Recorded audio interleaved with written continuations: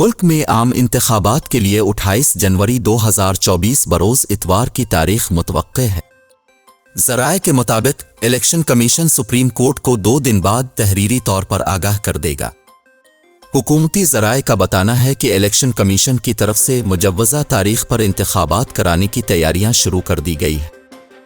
याद रहे कि 2 रोज़ कबल सदर आरिफ अलवी ने इंटरव्यू के दौरान इस खदशे का इजहार किया था कि उन्हें जनवरी 2024 में आम इंतखाबात होते नजर नहीं आ रहे, जिस पर इलेक्शन कमीशन ने गुज़िश्ता रोज़ वज़ाहती बयान जारी किया था कि हम इंतखाबात के लिए मुकम्मल तौर पर तैयार हैं और हल्का बंदियों का अमल मुकम्मल होते ही इंतखाबात की तारीख का ऐलान कर दिया जाएगा।